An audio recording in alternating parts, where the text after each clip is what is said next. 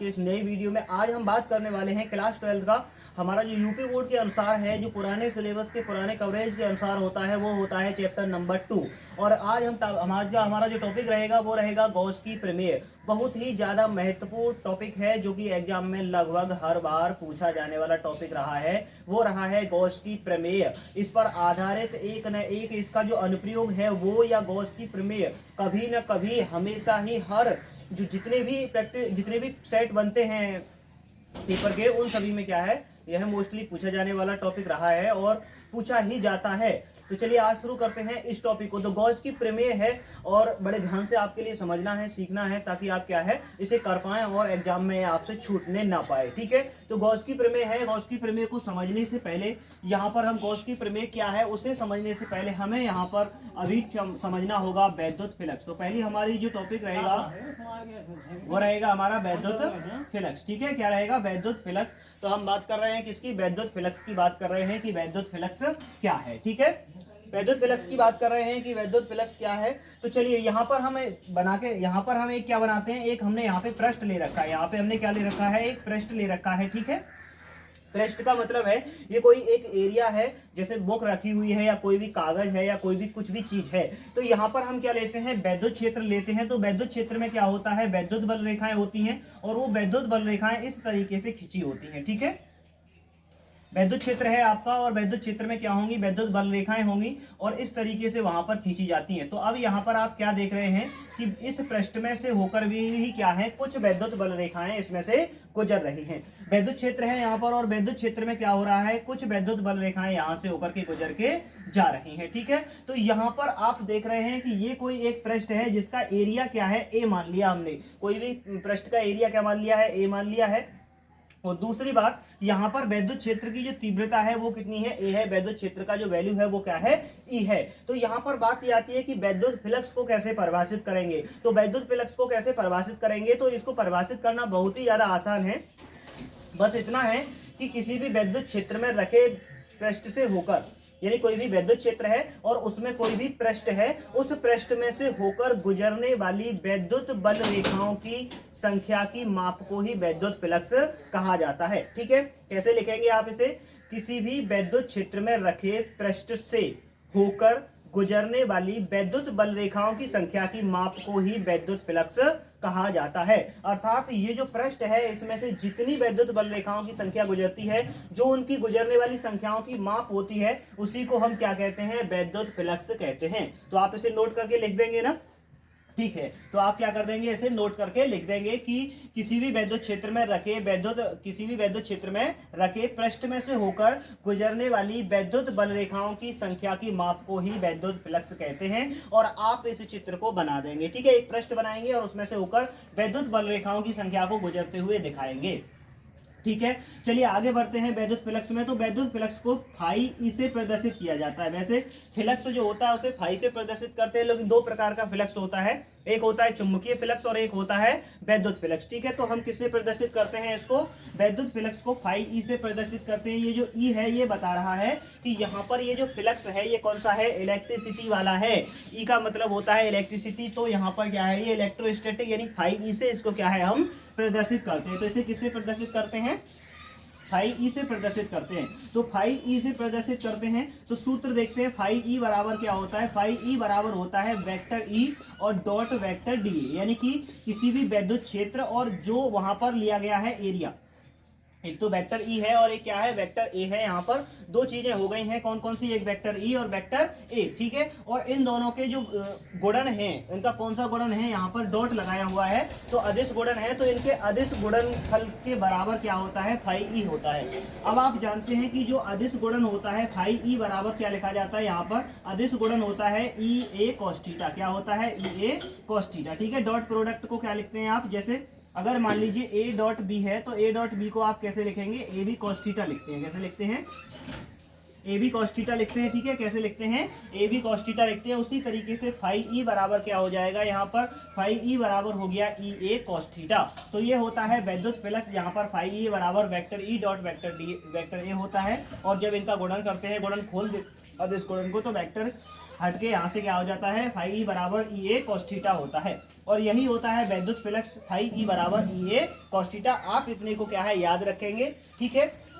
चलिए बात करते हैं कि वैद्युत फ्लक्स का मात्रक क्या होता है। वैद्युत फ्लक्स का मात्रक, वैद्युत फ्लक्स के मात्रक की बात करें तो यहाँ पर क्या है ई का मात्रक होगा, किसका मात्रक होगा, ई का मात्रक, ठीक है। और साथ ही गुणा में किसका होगा, आपका ए का मात्रक, ठीक है। ई बराबर क्या है यहाँ पर, ई बराबर है यहाँ पर वैद्युत क्षेत्र की तीव्रता। वैद्युत क्षेत्र की तीव्रता का मात्रक क्या होता है, न्यूटन प्रति कूलाम होता है। क्या होता है, न्यूटन प्रति कूलाम। और क्षेत्रफल है, क्षेत्रफल का मात्रक क्या होता है, मीटर स्क्वायर होता है। क्या होता है, मीटर स्क्वायर, सही है।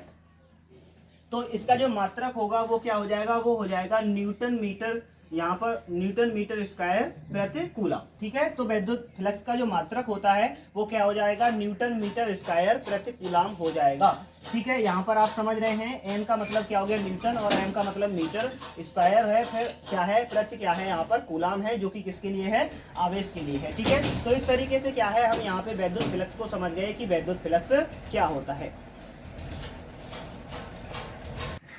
बात करते हैं गॉस की प्रमेय की। तो यहाँ पर गॉस की प्रमेय है और यहाँ पर जो पेपर में पूछा जाता है वहाँ पे गॉस की प्रमेय का कथन पूछा जाता है कि गॉस की प्रमेय क्या है, और फिर उसका क्या पूछा जाता है, एक अनुप्रयोग पूछा जाता है, ठीक है। तो अगर गॉस की प्रमेय को लिखिए अगर इतना कहता है और 1 नंबर का आता है तो सिर्फ आपको गॉस की प्रमेय लिखनी है, उसकी उपपत्ति नहीं करनी है। ज्यादातर उसके जो प्रूफ है कि ये जो चीज निकल के आ रही है ये कैसे निकल के आई है उसके बारे में नहीं बात करता है, सिर्फ बात करता है तो किसी गॉस की प्रमेय के लिखवाने की बात करता है, ठीक है। और बाकी इसके अनुप्रयोग हैं, अनुप्रयोग इसके 2 अनुप्रयोग हैं, वैसे 3 थे यहाँ पर हमारे सिलेबस में, लेकिन एक क्या है कट गया है, उसको हम नहीं करेंगे। 2 अनुप्रयोग हैं उनको कर लेंगे, ठीक है। चलिए तो बात करते हैं गॉस की प्रमेय क्या है।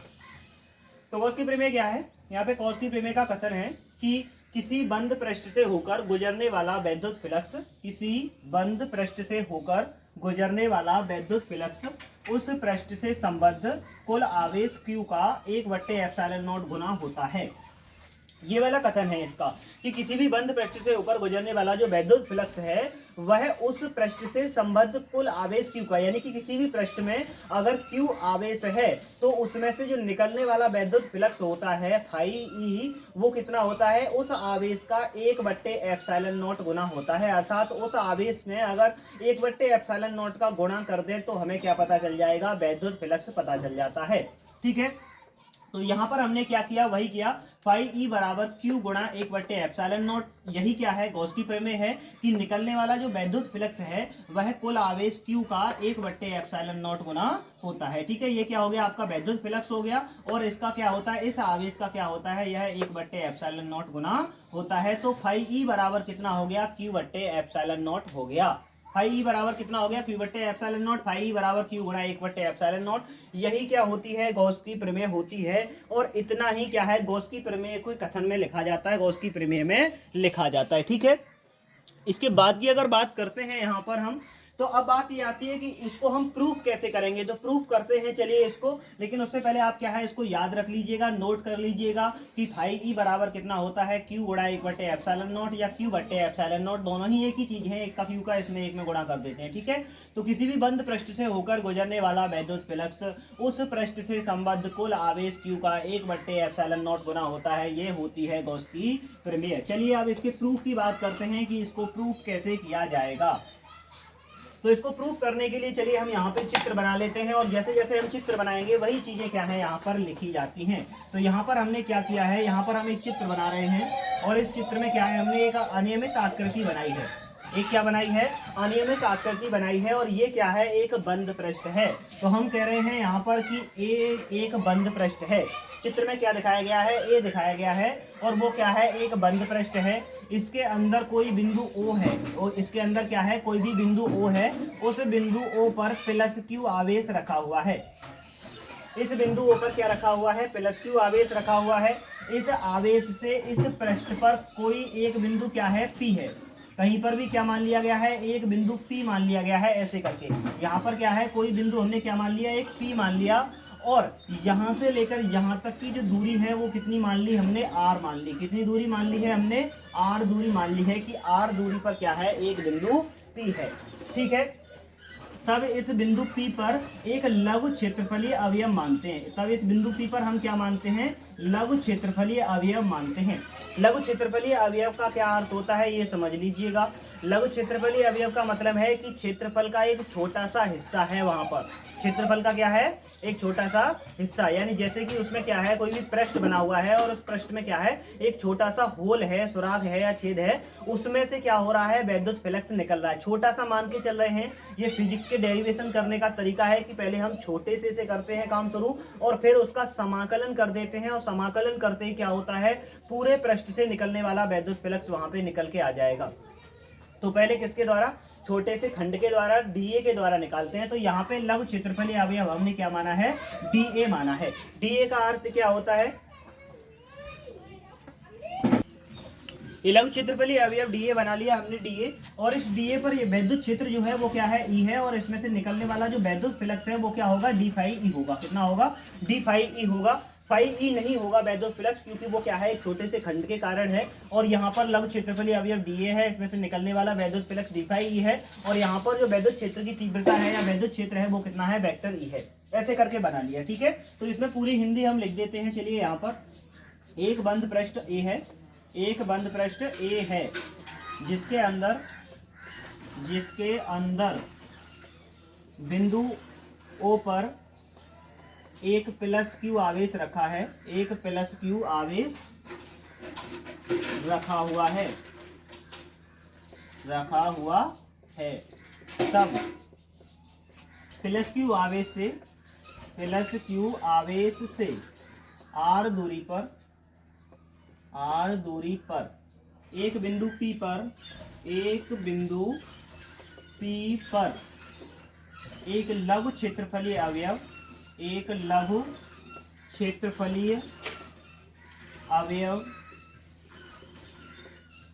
डीए, एक लघु क्षेत्रफलीय अवयव डीए है। तब इस से होकर निकलने वाला वैद्युत फ्लक्स, ठीक है। यहाँ पे बात ये कही गई कि वहां पर बाकी सारी चीजें चित्र वाली ही बताई गई हैं, और इस तरीके से कहा गया है कि यहाँ पर क्या है, एक लघु क्षेत्रफलीय अवयव डीए है, और इस डीए से होकर निकलने वाला जो वैद्युत फ्लक्स है वो क्या है? डी फाई ई है। तो यहाँ पर प्लस क्यू आवेश से आर दूरी पर एक बिंदु P है, एक लघु क्षेत्रफलीय अवयव डीए है। तब इस डीए से होकर निकलने वाला जो वैद्युत फ्लक्स है वो क्या होगा? डी फाई ई बराबर क्या होगा? E vector E into vector DA, ठीक है। अब यहाँ पे आप कहेंगे कि डी का इस्तेमाल क्यों कर रहे हैं, यहाँ पे ए का इस्तेमाल क्यों कर रहे हैं, और ये क्या होता है? आपने देखा है कि फ्लक्स क्या होता है? फाई ई बराबर क्या होता है? ई ए होता है। फाई ई बराबर क्या होता है? Vector E into vector A होता है, ठीक है। लेकिन यहाँ पे हम डी का इस्तेमाल कर रहे हैं। वो डी का इस्तेमाल इसलिए कर रहे हैं क्योंकि हम यहाँ पे लघु क्षेत्रफलीय अवयव के कारण निकलने वाले वैद्युत फ्लक्स की बात कर रहे हैं। तो लघु क्षेत्रफलीय अवयव से जो निकलने वाला वैद्युत फ्लक्स होगा वो क्या होता है? डी से प्रदर्शित करते हैं, छोटे से खंड के कारण है। अब फिर हम इसका क्या कर देंगे? बाद में जाके समाकलन कर देंगे, तो फिर किसके कारण निकल आएगा? पूरे के कारण निकल आता है समाकलन करते ही, ठीक है। तो चलिए यहाँ पर फिर अब देखिए यहाँ पर क्या होता है, आप जानते हैं कि यहाँ पर क्या होगा? डी फाई ई बराबर क्या होगा? वेक्टर ई है, और वेक्टर क्या है? यहाँ पर डी ए है, और क्या हो जाएगा? कॉस थीटा हो जाएगा। लेकिन थीटा बराबर यहाँ पर कितना है? 0 डिग्री है। थीटा बराबर कितना है? 0 डिग्री है, क्योंकि उधर ही क्या है? वैद्युत फ्लक्स है, और उधर ही क्या है? वैद्युत क्षेत्र की तीव्रता है। दोनों के बीच में जो कोण है वो कितना है? 0 डिग्री का है। इसलिए डी फाई ई बराबर कितना हो जाएगा? यहाँ पर वेक्टर ई, और क्या हो जाएगा? वेक्टर डी ए हो जाएगा। इस तरीके से हो गया, ठीक है। वेक्टर को मैं हटा देता हूँ चलिए सुविधा के लिए। तो यहाँ पर क्या हो जाएगा? ये हो जाएगा आपका ई डी ए। कितना हो जाएगा? डी फाई ई बराबर क्या हो गया? ई डी ए हो गया, सही है। चलिए, अब ये तो किसके कारण हो गया? आपका छोटे से लघु क्षेत्रफलीय अवयव में से होकर निकलने वाला वैद्युत फ्लक्स हो गया। अब कहते हैं तब कुल पृष्ठ से होकर निकलने वाला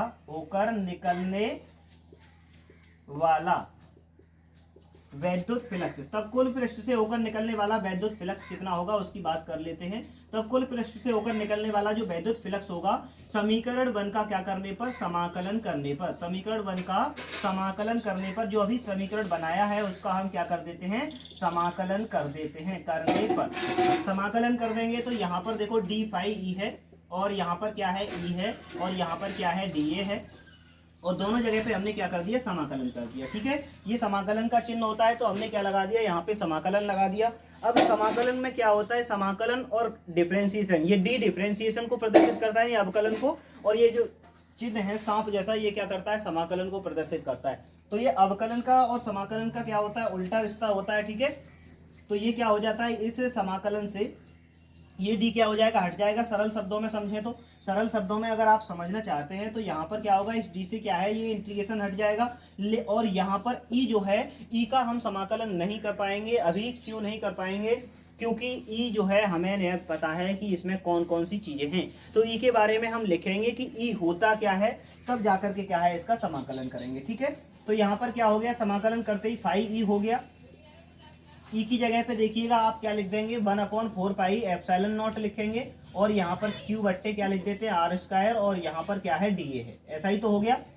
ई की जगह पर आपने लिखा 1/4 pi epsilon nought r square, आप जानते हैं वैद्युत क्षेत्र होता है, और ये क्या हो गया आपका डी ए, और यहाँ पर क्या लगा हुआ है, इंटीग्रेशन।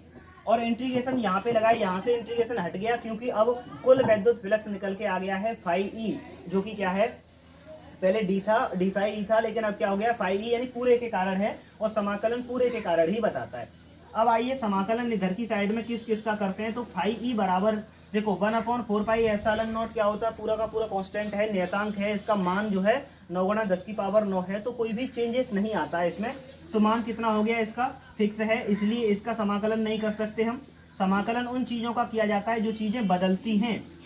क्यू आवेश इसमें फिक्स रखा हुआ है, क्यू का भी समाकलन नहीं कर सकते। ठीक है, तो बची कौन कौन सी चीजें इसमें फिर समाकलन के लिए, एक तो बचा इसमें 1/r², और दूसरा क्या बचा इसमें, डी ए बचा। ठीक है, 1/r² बचा, और क्या बचा इसमें, डी ए। ठीक है, क्यों, क्योंकि आर जो है यहाँ से लेकर इधर, यहाँ पे कुछ और है, यहाँ पे कुछ और है, यहाँ पे कुछ और है, और यहाँ पे कुछ और है। तो आर का वैल्यू लगातार बदल रहा है, क्षेत्रफल भी लगातार बदल रहा है, क्योंकि अभी हम छोटे से क्षेत्रफल से चल रहे थे और फिर हम बड़े क्षेत्रफल की बात कर रहे हैं। तो ये बदलने वाली चीज है, तो इसका भी समाकलन करेंगे। तो समाकलन सिर्फ किस पे रह गया है, 1/r² पे रह गया है, और किस पे रह गया है, डी ए पर रह गया है। ठीक है, तो फाई ई बराबर क्या हो गया आपका, नीचे की तरफ आते हैं। अब फाई ई बराबर यहाँ पर देखिएगा 1/4 पाई एप्सिलॉन नॉट रहेगा, और क्या रहेगा, क्यू है यहाँ पर। अब बात ये आती है कि समाकलन 1/r² और डी ए बराबर क्या है। तो आपको कुछ नहीं करना है, सीधा सीधा इतना याद कर लेना है कि 1/r² और डी ए जो है उसका जो समाकलन होता है, इसका मान सीधा सीधा कितना होता है, 4 पाई होता है। इतने का जो वैल्यू है वो कितना होता है, 4 पाई होता है, क्योंकि ये क्या होता है, घन कोण होता है। क्या होता है, घन कोण। इसका मान कितना होता है, 4 पाई।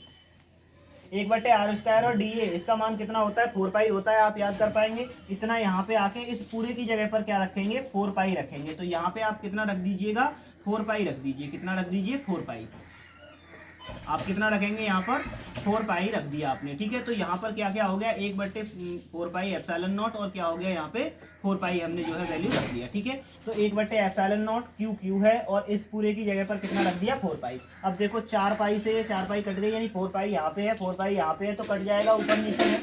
तो फाई ई बराबर क्या बच के तैयार हुआ आपका, फाई ई बराबर हुआ यहाँ पर क्यू बचा, एक तो क्या बचा, क्यू बचा, और 1/ क्या बचा यहाँ पे, एप्सिलॉन नॉट। ठीक है, इसमें पूरे में देखो तो क्या बचेगा, क्यू है, और क्या है ये 1/ एप्सिलॉन नॉट है। ये चीज बच के तैयार हुई है। और गॉस की प्रमेय को याद कीजिए कि गॉस की प्रमेय क्या थी, गॉस की प्रमेय ही यही थी कि फाई ई बराबर क्यू गुणा 1/ एप्सिलॉन नॉट होता है, अर्थात उस आवेश का 1/ एप्सिलॉन नॉट गुना होता है क्या, उसमें से गुजरने वाला वैद्युत फ्लक्स। ठीक है, तो इस तरीके से यहाँ जैसे ही 4 पाई लगाते हैं तो 4 पाई से 4 पाई कट के क्यू// एप्सिलॉन नॉट बचता है, और यही क्या होती है, गॉस की प्रमेय होती है। और इस तरीके से क्या कर सकते हैं, आप इसे प्रूव कर सकते हैं। ठीक है, इतना समझ गए। चलिए अब गॉस की प्रमेय के अनुप्रयोग की बात करते हैं। यहाँ तक हमने गॉस की प्रमेय को जाना कि गॉस की प्रमेय क्या होती है, और गॉस की प्रमेय के आधार पर जो एग्जाम में गॉस की प्रमेय के अनुप्रयोग पूछे जाते हैं। ठीक है, तो यहाँ पर हमने लिख रखा है गॉस की प्रमेय के अनुप्रयोग, और पहले अनुप्रयोग में वहां पर पहला जो सवाल आपसे किया जाएगा वहां पर किया जाएगा कि गॉस की प्रमेय क्या होती है। तो आप वहां पर क्या करेंगे, गॉस की प्रमेय को बताएंगे कि गॉस की प्रमेय क्या होती है। और फिर इसके बाद वहां पर जो प्रश्न पुटअप होता है वो ये होता है कि गॉस की प्रमेय की सहायता से अनंत सीधे लंबे धारावाही तार के ये अनंत सीधे गॉस की प्रमेय की सहायता से अनंत लंबाई के सीधे आवेशित तार के निकट विद्युत क्षेत्र की तीव्रता ज्ञात कीजिए। आप यहाँ पर क्या करेंगे, एक अनंत लंबाई का तार होगा यहाँ पर, ठीक है, और वो तार कैसा है, आवेशित तार है, और उसके निकट आपको क्या करना है, किसी बिंदु पर विद्युत क्षेत्र की तीव्रता ज्ञात करनी है, वो भी गॉस की प्रमेय से। ठीक है, तो चलिए इसके लिए क्या करेंगे, यहाँ पर हम एक अनंत लंबाई का तार बना लेते हैं। हमने क्या बनाया यहाँ पे, अनंत लंबाई का तार, ऐसे करके आगे की तरफ डॉट डॉट कर दिया और इधर भी डॉट डॉट कर दिया। ये प्रदर्शित करता है डॉट डॉट की ये तार कैसा है, अनंत लंबाई का है। ठीक है, अब इस आवेश पर क्या है, प्लस क्यू आवेश एक समान रूप से ऐसे ऐसे करके क्या है, वितरित है। इस पर प्लस क्यू आवेश बिखरा हुआ है और इसके आवेश का जो रेखीय घनत्व है वो क्या है, लैम्डा है। इसके आवेश का रेखीय घनत्व क्या है, लैम्डा है, क्योंकि हमने बताया कि अगर लंबाई में चलते हैं हम तो क्या होता है, एकांक लंबाई में उपस्थित आवेश की मात्रा को हम आवेश का रेखीय घनत्व कहते हैं, जिसे लैम्डा से प्रदर्शित करते हैं। तो एक क्या है, अनंत लंबाई का तार है जिस पर प्लस क्यू आवेश एक समान रूप से वितरित है और उसका आवेश का रेखीय घनत्व जो है वो लैम्डा है। ठीक है, तब इस तार से r दूरी पर, इस तार से क्या है, इसके r दूरी पर यहाँ पर क्या है, कोई बिंदु P है। यहाँ पर आपको क्या करनी है, विद्युत क्षेत्र की तीव्रता ज्ञात करनी है। इस तार के निकट यहाँ पर r दूरी पर क्या करनी है, आपको विद्युत क्षेत्र की तीव्रता ज्ञात करनी है। और ऐसा ज्ञात करने के लिए आपको क्या करना होगा, अगर आपको इस बिंदु P पर ज्ञात करनी है विद्युत क्षेत्र की तीव्रता, तो आप क्या करेंगे, r त्रिज्या का और l लंबाई का एक गॉसियन पृष्ठ खींचते हैं। हम इसे ज्ञात करने के लिए क्या करते हैं, r त्रिज्या और l लंबाई का एक गॉसियन पृष्ठ खींचते हैं। और ये गॉसियन पृष्ठ जो होता है एक काल्पनिक पृष्ठ होता है, वास्तव में कोई भी पृष्ठ नहीं होता है, इसमें कोई पृष्ठ नहीं है, बल्कि वास्तव में क्या है, ये कल्पना है जिसमें हम ऐसा मानते हैं कि यहाँ पर इस पाइप में से या फिर इस गॉसियन पृष्ठ में से होकर क्या है, विद्युत फ्लक्स निकल के जा रहा है, ऐसा होता है। ठीक है, तो चलिए फिर क्या करते हैं, यहाँ पर L लंबाई का और R त्रिज्या का क्या कर लेते हैं, एक यहाँ पर बेलनाकार गॉसियन पृष्ठ खींच लेते हैं। कैसा खींचा गया, बेलनाकार गॉसियन पृष्ठ हमने ऐसे ऐसे करके खींच लिया। तार तो काफी लंबाई का है, उससे हमें कोई फर्क नहीं पड़ने वाला है, लेकिन हमने यहाँ पर क्या कर दिया, R त्रिज्या, इसकी जो बेलन जो हमने बनाया है, ये जो गॉसियन पृष्ठ खींचा है, इसकी त्रिज्या कितनी है, R है, और इसकी जो लंबाई है वो कितनी है, L लंबाई है। ठीक है, r त्रिज्या व l लंबाई का हमने क्या कर लिया है, यहाँ पे एक गॉसियन पृष्ठ खींच लिया है। इसकी लंबाई हम दिखा रहे हैं इधर की साइड में कितनी है, खींची गई लंबाई क्या है, l है। ओके, ऐसा हो गया। हाँ, और यहाँ पर क्या है, बिंदु P है, इस तरीके से हमने खींच लिया। ठीक है, अब यहाँ पर हमने क्या किया है, यहाँ पर ये जो बेलन जो बनाया है ये वास्तव में नहीं है, ये एक कल्पना है, काल्पनिक पृष्ठ होता है। यानी इस तरीके से है कि एक कोई बारीक तार है और वो किसमें फंसा हुआ है, एक पाइप में फंसा हुआ है। ठीक है, बारीक तार किसमें फंसा हुआ है, गोल पाइप में फंसा हुआ है, और उस पाइप में से होकर क्या है, उस तार के कारण जो विद्युत फ्लक्स निकलेगा उसको माप करेंगे, और उसे माप करके हम फिर बताएंगे कि विद्युत क्षेत्र की तीव्रता क्या होती है। ठीक है, ऐसा करेंगे। चलिए, तो यहाँ पर हमने क्या किया, इसके लिए हम क्या करते हैं, बिंदु P पर एक लघु क्षेत्रफलीय अवयव dA मानते हैं। बिंदु P पर क्या मानते हैं, एक लघु क्षेत्रफलीय अवयव dA मान लिया। यहाँ पर क्या है, लघु क्षेत्रफलीय अवयव dA है। आप समझ गए, लघु क्षेत्रफलीय अवयव का मतलब होता है कि छोटा सा क्या है, यहाँ पे छेद है, छोटा सा क्षेत्रफल है, जिसमें से होकर हम क्या मापेंगे कि विद्युत फ्लक्स कितना निकल रहा है। पहले छोटे से मापेंगे और फिर इसके बाद हम क्या कर देंगे, पूरे से निकाल देते हैं कि पूरे वैसे होकर के विद्युत फ्लक्स कितना निकलेगा। ठीक है, इतना करेंगे।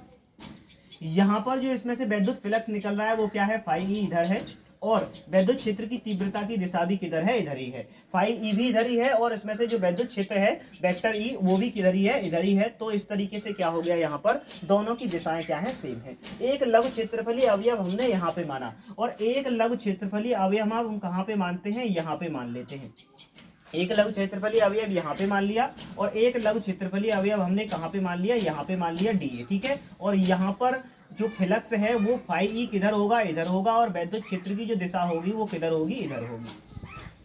ठीक है, एक तो लघु क्षेत्रफलीय हमने यहाँ पे माना, और एक लघु क्षेत्रफलीय अवयव हमने कहाँ पे माना, ऊपर की ओर। ऊपर की ओर विद्युत फ्लक्स की दिशा और जो विद्युत क्षेत्र है, इन दोनों की दिशा कैसी है, अलग अलग है, 90 डिग्री पर है। कैसे हैं ये, 90 डिग्री पर हैं, और 90 डिग्री पर होने के कारण यानी कि बेलन के ऊपर से होकर के, और ऐसा ही सेम टू सेम कहाँ होगा, नीचे होगा। तो बेलन के ऊपर से होकर के और नीचे यानी इसके आधारों से होकर के निकलने वाला विद्युत फ्लक्स शून्य होगा, क्योंकि विद्युत फ्लक्स क्या होता है, फाई ई बराबर ईडीए कॉस थीटा होता है। क्या होता है? EDA cos theta. और थीटा बराबर यहाँ पर दोनों कैसे हैं? फाइव ई, और ई ये 90 डिग्री पर है, इसलिए यहाँ पर आप जब कॉस 90 रखेंगे और कॉस 90 का वैल्यू कितना होता है? 0। तो ऊपर से होकर यानी आधार, बेलन के दो आधार होते हैं, एक नीचे का एक ऊपर का, तो बेलन के नीचे वाले आधार और ऊपर वाले आधार से होकर निकलने वाला वैद्युत फ्लक्स कैसा होगा? शून्य होगा। केवल फ्लक्स कहां पर काउंट किया जाएगा? फ्लक्स जो मापा जाएगा निकलने वाला, वो किससे मापा जाएगा?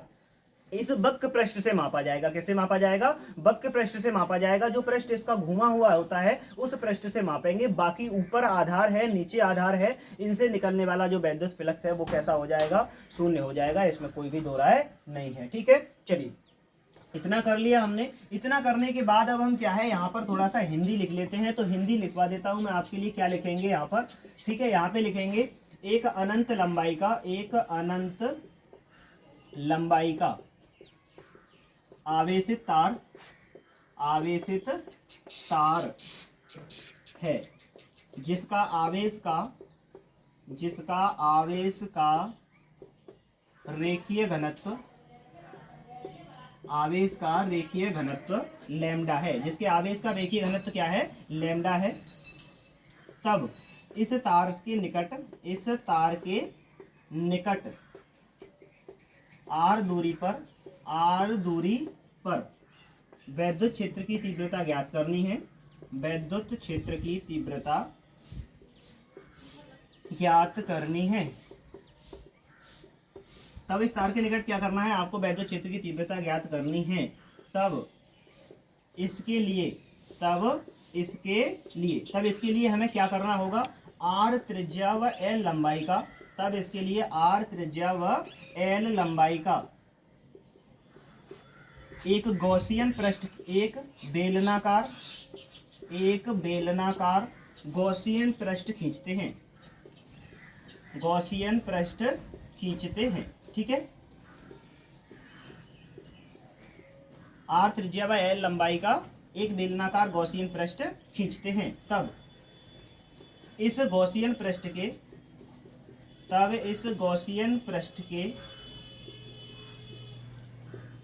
वक्र पृष्ठ पर एक लघु क्षेत्रफलीय अवयव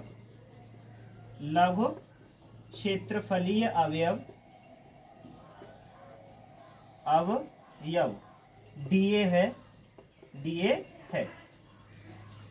तब इस गॉसियन पृष्ठ के वक्र पृष्ठ पर एक लघु क्षेत्रफलीय अवयव डीए है। तो इसका जो वक्र पृष्ठ है यहाँ पर एक लघु क्षेत्रफलीय अवयव क्या है? डीए है। ठीक है, यहां तक की बात क्या है हम अपनी हिंदी में लिख देते हैं। अभी आप तक नहीं लिखा है तो आप क्या है इसे लिख सकते हैं, इसमें कोई परेशानी वाली बात नहीं है। ठीक है, चलिए मैं इसको मिटाता हूं और आगे की तरफ हम डेरिवेशन पे बढ़ते हैं। ठीक है, चलिए आगे की तरफ बढ़ रहे हैं हम। जब आगे की तरफ बढ़ रहे हैं तो अब क्या करें हम? यहाँ पर अब क्या करना होगा आपको? यहाँ पर एक लाइन और लिखनी होगी। बेलन के आधार से होकर निकलने वाला वैद्युत फ्लक्स शून्य होगा। निकलने वाला वैद्युत फ्लक्स शून्य होगा, क्योंकि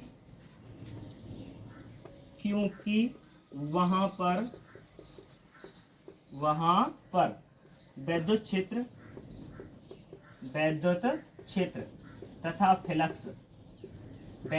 तथा फ्लक्स दोनों लंबवत हैं। ठीक है, तो देखो यहाँ पर बेलन के आधार से होकर निकलने वाला वैद्युत फ्लक्स शून्य होगा, क्योंकि वहां पर वैद्युत क्षेत्र और फ्लक्स दोनों ही क्या हैं? लंबवत हैं। वैद्युत क्षेत्र भी वैसा ही है और वहां पर जो आपका फ्लक्स है और वैद्युत क्षेत्र है दोनों कैसे हैं? 90 डिग्री पर है। इसलिए आधार ऊपर वाले से होकर नीचे वाले से होकर निकलने वाला फ्लक्स शून्य होगा। तब क्या होगा? तब बेलन के वक्र पृष्ठ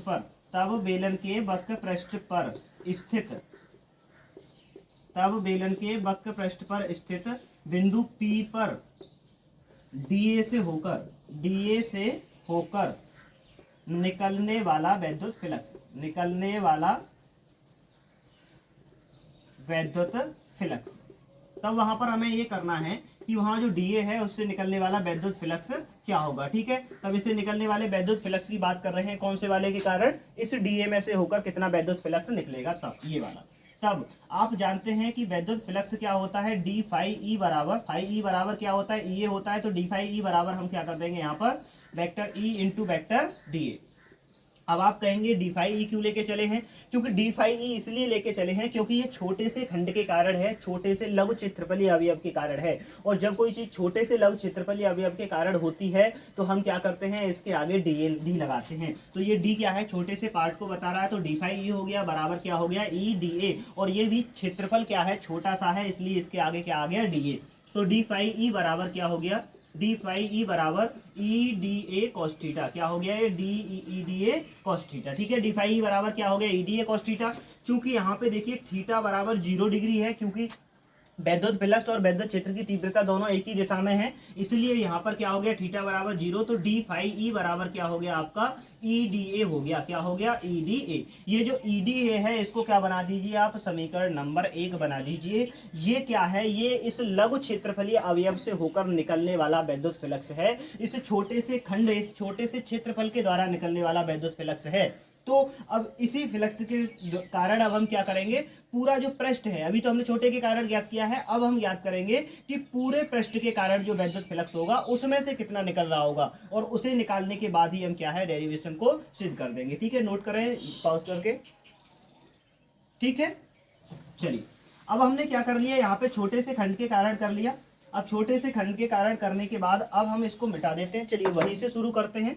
हमने क्या किया था, मैं ऊपर से भी मिटा देता हूं ताकि ज्यादा जगह बनी रहे। ठीक है, हमने क्या किया था, यहां पर बनाया था हमने डी फाई ई बराबर क्या बनाया था, समीकरण नंबर 1 बनाया था, ई डी ए। यही बनाया था, क्या बनाया था, समीकरण नंबर 1 बनाया था, ई डी ए। ठीक है, डी फाई ई बराबर क्या बनाया था, ई डी ए नंबर 1 समीकरण।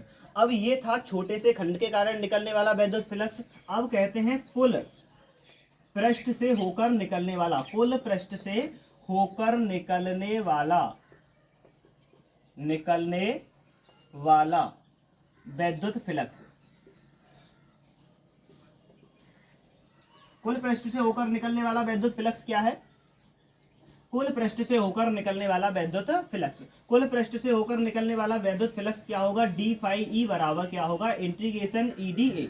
क्या होगा, डी फाई ई बराबर क्या हो जाएगा, इंटीग्रेशन ई डी ए हो जाएगा। अब आप कहेंगे ये क्या कर दिया भाई, जब देखो जब छोटे से खंड के कारण निकालते तो डी दिखाते हैं, और जब पूरे पृष्ठ के कारण निकालना होता है, कुल के कारण निकालना होता है, तो वहां पर क्या लगा देते हैं हम, समाकलन का चिन्ह लगा देते हैं, समाकलन लगा देते हैं। ठीक है, क्या लगा देते हैं, समाकलन लगा देते हैं। तो इसके बाद की बात आती है, क्या लगा दिया आपने, समाकलन लगा दिया।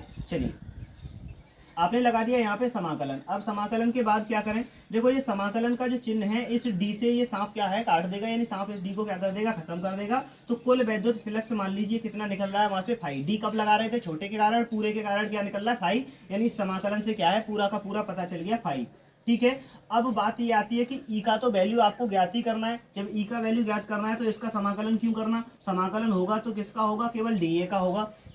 समाकलन होगा तो किसका होगा, डीए का। पहले ये बताइए ए क्या है, ए यहाँ पर क्षेत्रफल है, ए क्या है यहाँ पर क्षेत्रफल, और डी ए लगा है तो इसका मतलब ये छोटा सा क्षेत्रफल है। अब ये कह रहा है कि समाकलन डीए, यानी कि डीए यानी जो छोटा सा क्षेत्रफल था उसका पूरा हिस्सा बताओ कितना है। तो यहाँ पर समाकलन डीए का मतलब है उसके पूरे हिस्से को लिखना है हमें। तो पूरा हिस्सा क्या होगा, यहाँ देखो वक्र पृष्ठ पे छोटा सा छेद बना हुआ है। अगर पूरे वक्र पृष्ठ की बात करें कि पूरा वक्र पृष्ठ क्या है, तो उसकी वैल्यू क्या होती है, तो वो बेलन का वक्र पृष्ठ होगा। क्या होगा, ये बेलन बना हुआ है, क्या होगा वहां पर, वो बेलन का वक्र पृष्ठ होगा। तो इंटीग्रेशन डीए जो होता है वो क्या होता है, उसका मान होता है 2 पाई आर एल।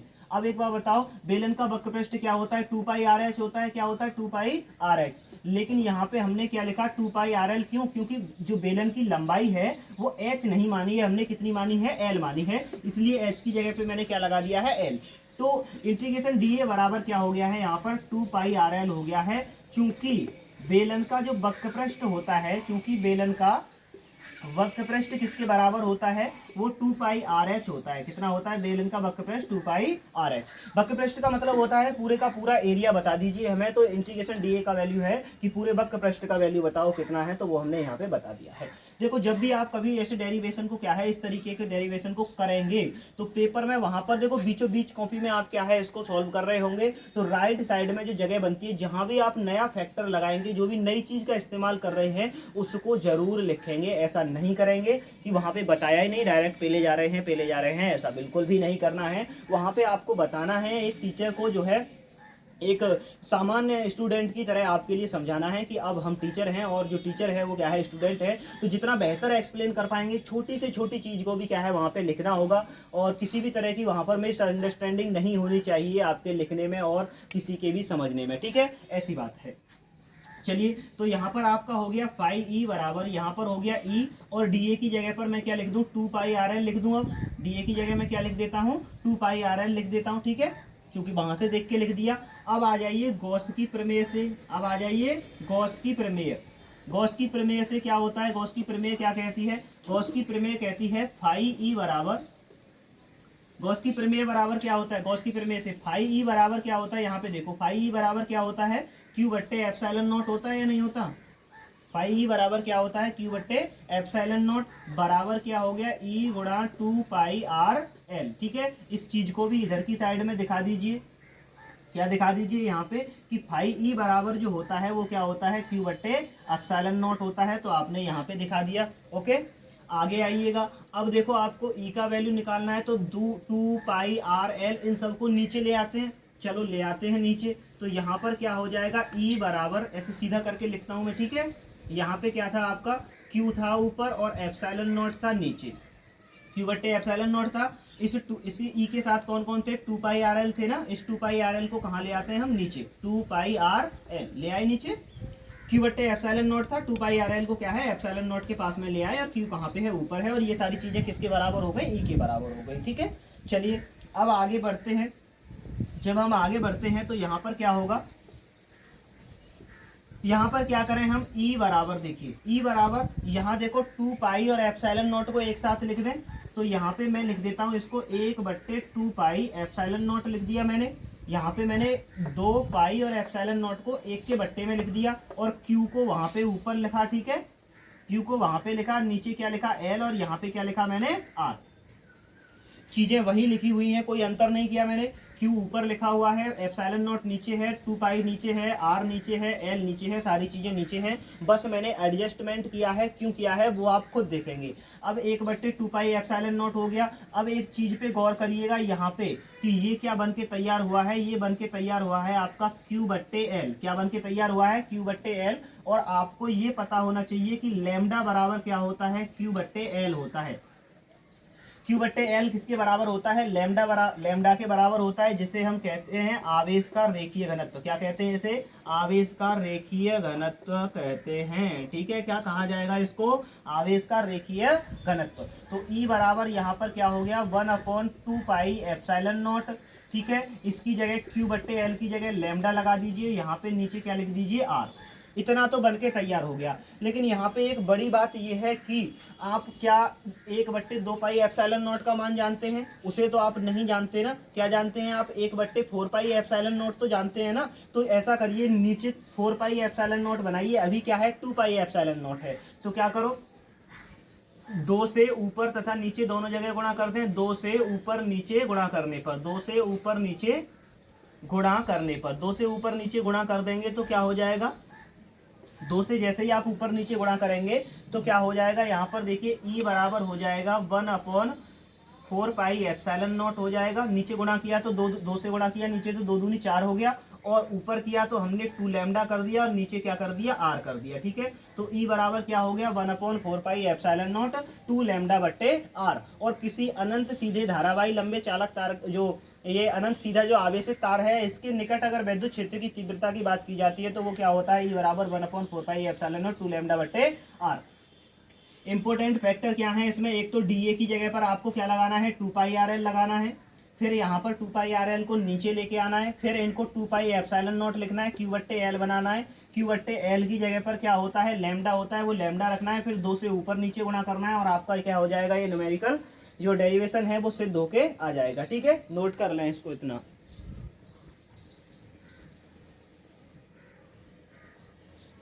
एक नया अनुप्रयोग की बात करते हैं। गॉस की प्रमेय का एक नया अनुप्रयोग और है, हमारे सिलेबस में सिर्फ 2 ही हैं और यह 100% सच है कि या तो वहां पर वो जो तार वाला है वो वाला आने वाला है, या फिर ये जो चादर वाला है ये आने वाला है। ठीक है, या फिर बहुत ही ज़्यादा अगर आपका बेकार रहा है या पेपर ज़्यादा ही टफ आवा तब ऐसा हो सकता है कि वहाँ न्यूमेरिकल वगैरह आए, नहीं तो नॉर्मली यही पूछा जाता है।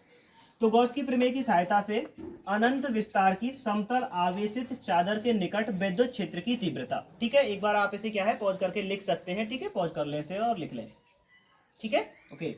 तो गॉस की प्रमेय की सहायता से अनंत विस्तार की समतल आवेशित चादर के निकट विद्युत क्षेत्र की तीव्रता। तो यहाँ पर ये वाला जो आपका टॉपिक है ये आपके लिए ज्ञात करना होता है कि एक अनंत विस्तार की क्या है, समतल चादर है और उसके निकट विद्युत क्षेत्र की तीव्रता आपको ज्ञात करनी है। तो इसके लिए पहले क्या लिखते हैं, एक अनंत विस्तार की समतल आवेशित चादर, एक अनंत विस्तार की समतल आवेशित चादर है जो यहाँ पे दिखाया गया है। ये डॉट डॉट करके जो कटा कटा सा दिखाया है ना, वो इसलिए दिखाया है कि ये अनंत विस्तार की है, जिसका आवेश का पृष्ठ घनत्व सिग्मा है। जिसके आवेश का पृष्ठ घनत्व कितना बताया हमने, सिग्मा। इस पर प्लस क्यू आवेश क्या है, एक समान रूप से बिखरा हुआ है। इस पर प्लस क्यू आवेश एक समान रूप से बिखरा हुआ है, लेकिन इसके आवेश का जो पृष्ठ घनत्व है वो कितना है, सिग्मा है। ठीक है, घनत्व क्या है, सिग्मा है। इस चादर के निकट r दूरी पर, इस चादर से क्या है, r दूरी पर विद्युत क्षेत्र की तीव्रता ज्ञात करनी है।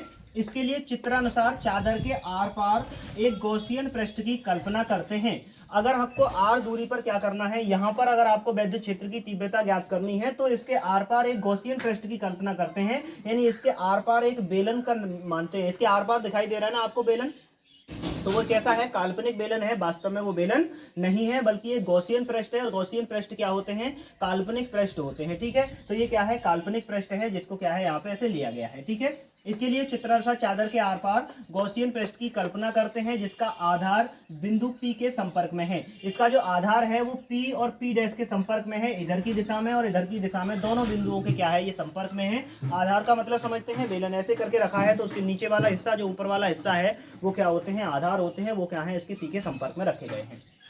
ठीक है, चलिए तब यहाँ पे तब ये कहा गया है कि बेलन के आधार से होकर निकलने वाला वैद्युत फ्लक्स, जो बेलन है ये आधार जो बना हुआ है, कौन सा हिस्सा, ये वाला जो हिस्सा है, इससे होकर निकलने वाला वैद्युत फ्लक्स कितना होगा, इंटीग्रेशन ईडी होगा। आप इतना ही जानते हैं फ्लक्स क्या होता है, इंटीग्रेशन ई और डीए होता है। ठीक है, तथा दूसरे सिरे से होकर निकलने वाला वैद्युत फ्लक्स इंटीग्रेशन ईडी होगा। इस वाले हिस्से से भी होकर निकलने वाला वैद्युत फ्लक्स क्या होगा, वो भी होगा ईडी। ठीक है, तथा वक्र पृष्ठ से होकर निकलने वाला वैद्युत फ्लक्स शून्य होगा। और बेलन का जो वक्र पृष्ठ है, ये वाला जो हिस्सा है, ऐसे ऐसे करके इस वाले से निकलने वाला वैद्युत फ्लक्स कैसा होगा, शून्य होगा। जबकि यहाँ से और यहाँ से होकर निकलने वाले वैद्युत फ्लक्स को ही हम काउंट करेंगे, बाकी हम किसी भी हिस्से को काउंट यहाँ पे नहीं करते हैं। तो यहाँ से होकर निकलने वाला वैद्युत फ्लक्स क्या होगा, ईडी होगा। दोनों हिस्सों से ईडी निकलेगा, और वक्र पृष्ठ से होकर निकलने वाला वैद्युत फ्लक्स क्या होगा, शून्य होगा, क्योंकि फ्लक्स वैद्युत क्षेत्र की दिशा क्या है, ये है, और फ्लक्स किधर की दिशा में निकलेगा, ऊपर की दिशा में निकलेगा। और कोण कितने का बनेगा, 90 डिग्री का बनेगा। और जब 90 डिग्री का कोण बनेगा तो cos 90 का वैल्यू कितना होता है, शून्य होता है। ठीक है, तो वक्र पृष्ठ के यहाँ पर निकलने वाले वैद्युत फ्लक्स की कल्पना हमको करनी नहीं है, और करना है तो हमें सिर्फ क्या करना है, सिर्फ और सिर्फ हमारे लिए इन वक्र पृष्ठों, इससे जो आधार हैं, इनसे निकलने वाले वैद्युत फ्लक्स की गणना करनी है। ठीक है, मैं रेज करता हूं इसको। चलिए अब बात करते हैं कि किस तरीके से यहां से जो वैद्युत फ्लक्स है, जो इसके आधार हैं, उनसे कितना वैद्युत फ्लक्स निकलेगा उसकी गणना कर लेते हैं। ठीक है, और फिर यहां पर चादर के कारण जो वैद्युत क्षेत्र होगा वो कितना होगा। ठीक है, तब दोनों आधारों से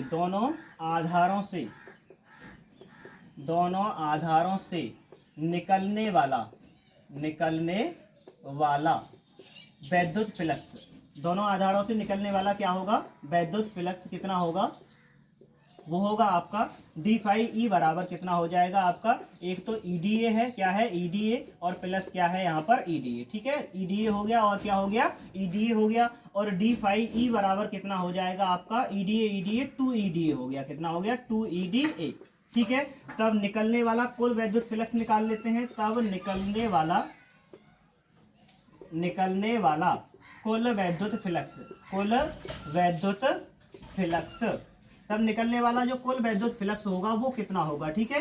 तब वो जो निकलने वाला कुल वैद्युत फ्लक्स है वो कितना होगा, वो होगा फाई ई बराबर कितना होगा, फाई ई, यानी इंटीग्रेशन कर दिया हमने डी फाई ई का, और इधर भी इंटीग्रेशन लगा दिया 2EdA। इंटीग्रेशन लगाते ही कुल मात्रा निकल आती है वैद्युत फ्लक्स की, यानी पूरे के पूरे कारण जो निकलता है वो निकल आता है, ठीक है। ये था अभी किसके कारण, छोटे छोटे जो बेलन था उसके कारण। यहाँ पर जो इंटीग्रेशन लगाते ही क्या हो गया, पूरे के कारण निकल गया। पूरे के कारण निकलने वाला वैद्युत फ्लक्स मान लीजिए क्या है, फाई ई है। यहाँ पर देखो 2 का तो समाकलन होगा नहीं, ई का भी समाकलन नहीं होगा क्योंकि वो आप ज्ञात कर रहे हैं। अब रह गया आपका क्या, डीए, क्या हो गया, डीए। अब डीए का समाकलन करना है। अब डीए का समाकलन आप कर पाएंगे, यहाँ पर डीए का समाकलन हम नहीं कर पाएंगे क्योंकि जो चादर है वो कैसी है, अनंत विस्तार की है। तो यहाँ पर हम सीधा सीधा डीए की जगह पर क्या कर देंगे, इंटीग्रेशन के बाद ए कर देंगे। ए का मतलब होगा कि कोई भी क्षेत्रफल है वो क्षेत्रफल हम यहाँ पे लगा देंगे, ठीक है। तो कोई भी क्षेत्रफल हम क्या कर देंगे, यहाँ पर लगा देंगे। तो फाई ई बराबर कितना हो गया, यहाँ पर 2 हो गया, ई हो गया, और क्या हो गया आपका, ए हो गया, सही है। कितना हो गया, 2EA।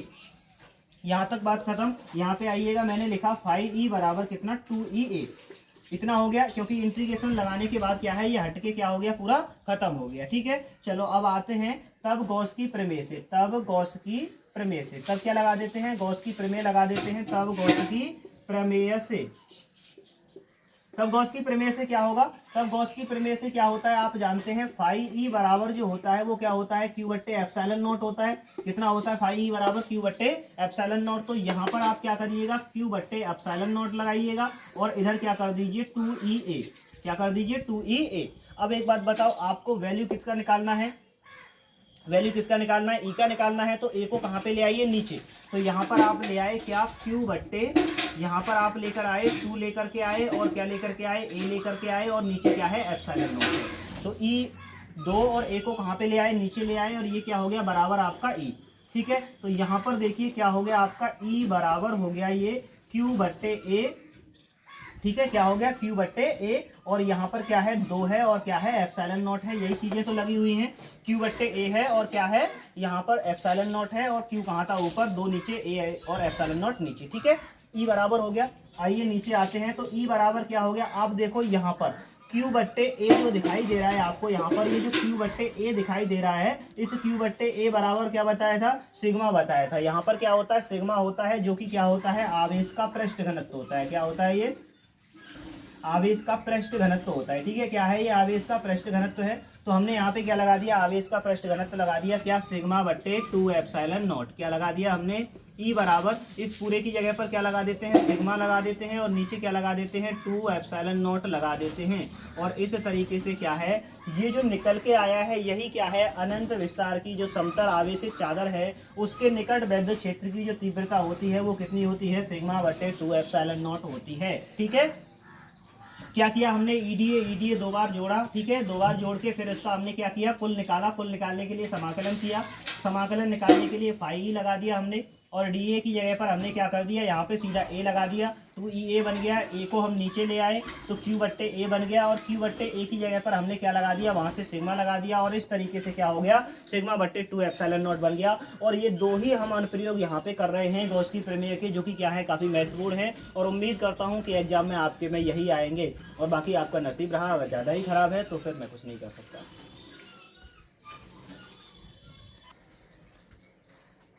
चलिए अब एक यहाँ पर न्यूमेरिकल ले रखा है हमने छोटा सा, एक बहुत ही सिंपल सा न्यूमेरिकल है कि किसी गॉसीय पृष्ठ पर E बराबर 2i + 3j - 4k तथा A बराबर 3i - 2j हो तो पृष्ठ से निर्गत विद्युत फ्लक्स कितना होगा। ये बात आपके लिए ज्ञात करनी है। तो यहाँ पर आपको ज्ञात क्या करना है, वैद्युत फ्लक्स ज्ञात करना है, जबकि E दे रखा है आपको, A दे रखा है।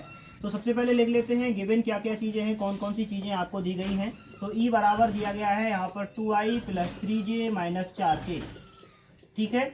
और वेक्टर ए बराबर क्या दिया गया है यहाँ पर, 3i - 2j, क्या दिया गया है, 3i - 2j दिया गया है। ऐसे ऐसे करके चीजें दी गई हैं, ठीक है। तब आपको ज्ञात क्या करना है, तब आपको फाई ई ज्ञात करना है। तो फाई ई बराबर आप जानते हैं क्या होता है, फाई ई बराबर होता है vector E into dot vector D A. तो यहाँ पर ई और डी ए का क्या होता है, यहाँ पर डॉट प्रोडक्ट होता है। तो डॉट प्रोडक्ट करते समय आप क्या करते हैं वो आप जानते ही होंगे। तो फाई ई बराबर क्या हो गया, यहाँ पर देखो ई का वैल्यू लगाइए 2i plus 3j minus 4k लगा दिया आपने, ठीक है, ऐसे करके। और यहाँ पर दूसरे कोष्टक में आपने डॉट लगा करके क्या कर दिया 3i माइनस 2j। और ये कौन सा प्रोडक्ट है, ये डॉट प्रोडक्ट है। और डॉट प्रोडक्ट करते समय हम i वाले पद की i वाले से गुणा करते हैं, j वाले पद की j वाले से गुणा करते हैं और k वाले पद की k वाले से गुणा करते हैं, क्योंकि i into i, j into j और k इंटू के जो डॉट प्रोडक्ट में होते हैं उनका वैल्यू 1 होता है और बाकी सबका वैल्यू कैसा होता है, 0 होता है। तो i वाले की गुणा i वाले से, j वाले की j वाले से, k वाले की k वाले से, क्योंकि i का जो वैल्यू होता है वो कितना होता है, 1 होता है। j का जो वैल्यू है वो 1 होता है और k का वैल्यू कितना होता है, 1, ठीक है। तो डरना नहीं है। तो करिएगा फाई ई बराबर कितना, 2 का गुणा करिए 3 में, तो 3 दूनी 6 आई का वर्ग हो गया ये।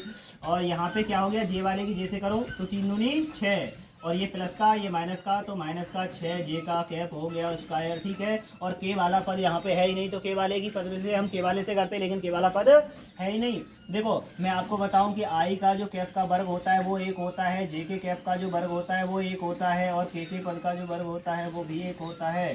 तो यहाँ पर क्या हो गया, फाई ई बराबर हो गया आपका 6 और ये हो गया माइनस का 6 और 6 में से 6 गए तो बचे 0। तो निकलने वाला जो वैद्युत फ्लक्स होगा वो कितना होगा, वहाँ पर 0 होगा।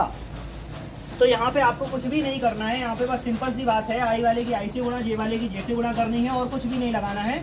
डायरेक्टली वहाँ पे आई जे का भी चक्कर मत पालिए, आपको सीधा सीधा वहाँ पे लिख दीजिए, ठीक है, ओके।